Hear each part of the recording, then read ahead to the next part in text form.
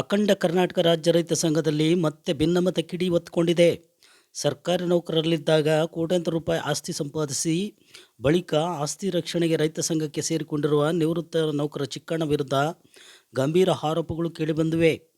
ಸಂಘದ ಸಂಸ್ಥಾಪಕ ಸೋಂಗುದ್ದು ರಂಗಸ್ವಾಮಿ ಅವರನ್ನು ಮೂಲೆಗುಂಪು ಮಾಡಲು ಚಿಕ್ಕಣ್ಣ ಪ್ರಯತ್ನ ಪಡುತ್ತಿದ್ದಾರೆ ಎಂದು ರೈತ ಮುಖಂಡರಾದ ಕೆಪಿ ಭೂತಯ್ಯ ಹಾಗೂ ಬೇಡ್ರೆಡ್ಡಿಹಳ್ಳಿ ಬಸವರೆಡ್ಡಿ ಆರೋಪಿಸಿದರು. ವಯೋಸಹಜ ಕಾಯಿಲೆಯಿಂದ ಬಳಲುತ್ತಿದ್ದ ಸೋಂಗುದ್ದು ರಂಗಸ್ವಾಮಿ ಅವರಿಗೆ ಪರಶಂಪುರದಲ್ಲಿ ರೈತ ಸಂಘಟನೆಗಳು ಸನ್ಮಾನ ಕಾರ್ಯಕ್ರಮ ಆಯೋಜಿಸಿದ್ದವು. ಈ ವೇಳೆ ಅವರಿಗೆ ಸನ್ಮಾನ ಮಾಡಿದರೆ ಕಪ್ಪು ಪಟ್ಟೆ ಧರಿಸಿ ಪ್ರತಿಭಟನೆ ಮಾಡುವುದಾಗಿ ಕೆಲವು ಎಚ್ಚರಿಕೆ ನೀಡಿದರು. ಆದರೂ ಕೂಡ ಈ ಕಾರ್ಯಕ್ರಮ ಯಶಸ್ವಿಯಾಗಿ ನಡೆಯಿತು. ಇದೇ ಕಾರ್ಯಕ್ರಮದಲ್ಲಿ 2 ವರ್ಷದ ಹಿಂದೆ ಘಟನೆಯೊಂದು ಮುಂದಿಟ್ಟುಕೊಂಡು ಮಹಿಳೆಯೊಬ್ಬಳು ಬಳಸಿಕೊಂಡು ಗಲಾಟೆ ಸೃಷ್ಟಿಸಿ ಅದರ ವಿಡಿಯೋವನ್ನು ಸಾಮಾಜಿಕ ಜಾಲತಾಣಗಳಲ್ಲಿ ಹರಿದುಬಿಟ್ಟರು. ಸಂಘದ ಸಂಸ್ಥಾಪಕರ ತೇಜೋವಧಿಗೆ ಕುತಂತ್ರ ನಡೆಸಲಾಗಿದೆ ಎಂದು ಮುಖಂಡರು ಆರೋಪಿಸಿದರು. ನಿಜವಾದ ರೈತರು ಹೋರಾಟಕ್ಕೆ ಧಕ್ಕೆ ತರುವ ನಕಲಿ ರೈತ ಸಂಘದ ಮುಖಂಡರ ಮುಖವಾಡ ಕಳಿಸಬೇಕು ಎಂದು ಕೆಪಿ ಭೂತಯ್ಯ ಹಾಗೂ ಬೇಡ್ರೆಡ್ಡಿಹಳ್ಳಿ ಬಸವರೆಡ್ಡಿ ಕಿಡಿಕಾರಿದ್ದಾರೆ. ಜನಪರವಾದ ಹೋರಾಟಗಳನ್ನು ಮಾಡಬೇಕಾದ್ರೆ ಇದಕ್ಕೆಲ್ಲ ಸಂಪನ್ಮೂಲ ಹಣದ ಕೊರತೆ ಇರುತ್ತೆ. ಈಗ ನಮ್ಮ ರೈತರು ಯಾರೂ ನಮಗೆ ಹಣ ಕೊಡಲ್ಲ, ಕೆಲಸ ಮಾಡಿಸ್ಕೊಂತಾರೆ, ಹಣ ನಮ್ಮದು ಇರೋದು 500 ರೂಪಾಯಿ ಊಟ ಮಾಡೋದು ಕೊಟ್ಟೋದು. ನಾವು ಒಂದು ಯಾವುದೋ ಒಂದು ಚಳುವಳಿ ಮಾಡಿದ್ರೆ ಅದಕ್ಕೆ ಸುಮಾರು 20-30 ಸಾವಿರ ರೂಪಾಯಿ ಖರ್ಚು ಬರುತ್ತೆ. ಮೈಕ್ ಸೆಟ್ಟು, ಯಾಣಬಿಲ್ಲು ಮತ್ತು ಈ ಥರ ಎಲ್ಲ ಉದ್ರೆ ಮಾಡಿಸ್ತೀನಿ. ಯಾಣಬಿಲ್ ಉದ್ರೆ ಮಾಡಿಸ್ತೀನಿ, ಮೈಕ್ ಸೆಟ್ಟು ಉದ್ರೆ ಹಾಕ್ತೀನಿ, ಸ್ಯಾಮನ್ ಉದ್ರೆ ಮಾಡಿಸ್ತೀನಿ. ಯಾರಿಗಾದ್ರೂ ಕೆಲಸ ಮಾಡಿಕೊಟ್ಟಾಗ ಅವ್ರು 500 ಸಾವಿರ ಕೊಟ್ಟರೆ ಆ ದುಡ್ಡನ್ನು ತಗೊಂಡೋಗಿ ಅವ್ರ ಸಾಲಕ್ಕೆ ಜಮಾ ಮಾಡ್ತೀನಿ. ಅದನ್ನು ಪ್ರತಿಸಮಯ 15 ವರ್ಷ ಹಾಕಿದ್ರು. ನನ್ನ ಮಂತನಕ್ಕೆ ಯಾವತ್ತೂ ನಾವು ನಯ ಪೈಸೆ ನಾವು ಇಸ್ಕೊಂಡು ದುರುಪಯೋಗ ಪಡಿಸೋದು ಉದಾಹರಣೆ ಇಲ್ಲ. ನಾವು ಇವತ್ತು ಆತ್ಮಸಾಕ್ಷಿಗೆ ಹೇಳ್ತಾ ಇದ್ದೀವಿ, ಯಾವುದೇ ಇದಲ್ಲ. ಅವರು ಏನು ಕೋಟೆಗೆ ಅವ್ರ ಕೇಸನ್ನು ಹೋಗಿ ರದ್ದು ಮಾಡಿಸ್ತೆ, ಕೊಟ್ಟಂಥ ಕಂಪ್ಲೇಂಟನ್ನು ರದ್ದು ಮಾಡಿಸ್ತೆ. ಇಲ್ಲ ಸಮಯ ಅವ್ರೇನೋ ಹೊರ ಕೊಡ್ಕೊಂಡಿದ್ದಾರೆ, ಮಾರಾಟ ಮಾಡ್ಕೊಳ್ಳೋದಂತ ಹೋಗಿ ರದ್ದು ಮಾಡಿಸ್ತೆ. ಆ ರದ್ದು ಮಾಡಿಸ್ಮೇಲೆ ತಾಲೂಕು ಆಫೀಸ್ ಬಂದು ಆನ್ಲೈನ್ ತಾಸದಾರನ್ನು ಇದು ಮಾಡಿದ್ದೆ, ಅದು ರದ್ದು ಮಾಡಿಸ್ತೆ. ರದ್ದು ಮಾಡಿಸ್ಮೇಲೆ ಏನಾಗುತ್ತೆ, ಆ ಊರಕ್ಕೆ ಹೋಗ್ಬಿಟ್ಟು ಯಾವನೇನು ಮಾಡ್ದೆ, ಯಾವನೇನು ಅವನ್ನ ಇದು ಮಾಡ್ದೆ, ನಾನು ಕೇಸಲ್ಲ ವಜಾ ಮಾಡಿಸ್ಕೊಂಡು ಸ್ವಲ್ಪ ಇವ್ರು ಯಾಕೆ ಟೀಕೆ ಮಾಡಿಬಿಟ್ಟು ಜನಗಳ ಅವ್ರು ಮತ್ತೆ ಎಷ್ಟು ಹುಡುಗರು ಬೈದಿದ್ದಲ್ಲ ಅವರು ಮತ್ತೊಂದು ಸಲ ಬಂದು ಆವಾಜ್ ಆಗಿಬಿಟ್ಟು ನಾವು ಸುಮ್ಸಿಗೆ ಹಾಕ್ಕೊಡ್ತೀವಿ ಅಂತ ಕೇಸ್ ಆಯಿತು. ಕೇಸ್ ಆದಮೇಲೆ 4 ತಿಂಗಳಮ್ಮ ನನಗೆ ಈ ಥರ ಮತ್ತು ಕೇಸ್ ಆಗಿದ್ದಪ್ಪ ಅಂತ ನಾನು ಬರಲೇ ಇಲ್ಲ.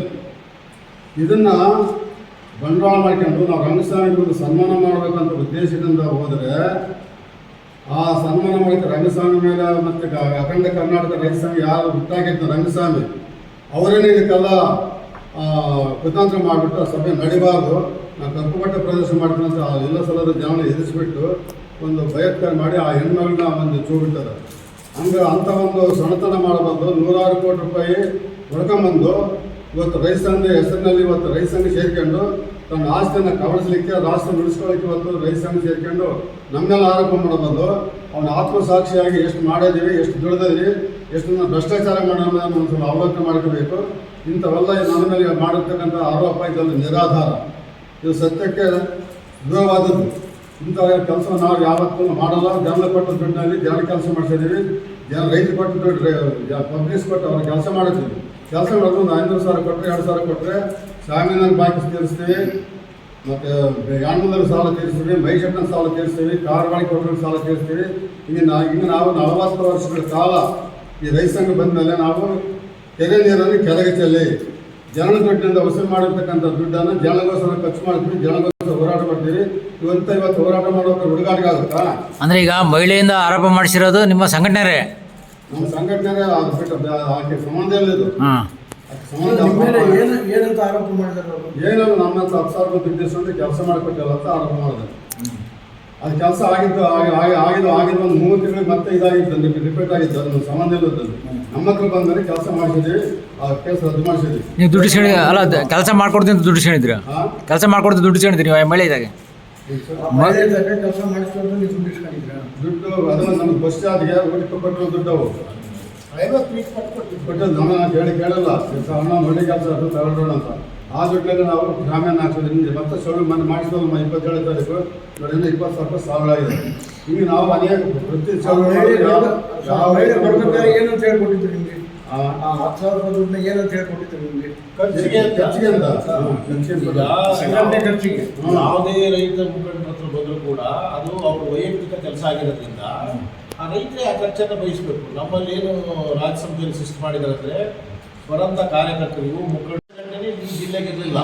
ಸೋಮುದ್ರಂಗ ಸ್ವಾಮಿಗೆ ಮೊಟ್ಟ ಮೊದಲನೇದಾಗಿ ಯಾವುದೇ ಫಲಾಪೇಕ್ಷೆ ಇಲ್ಲದೆ ಜನಗಳ ದುಡ್ಡಿನಿಂದಲೇ ಜನಗಳಿಗಾಗಿ ಸಂಘಟನೆ ಕಟ್ಟಿರ್ತಕ್ಕಂಥವ್ರು.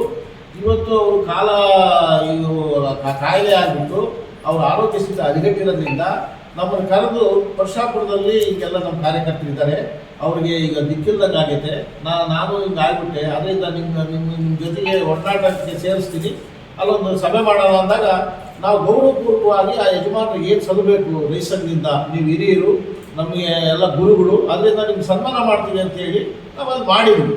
ಅಲ್ಲಿ ಮಾಡಿರೋದನ್ನು ಅವರು ವಿರೋಧ ಮಾಡಿದರು.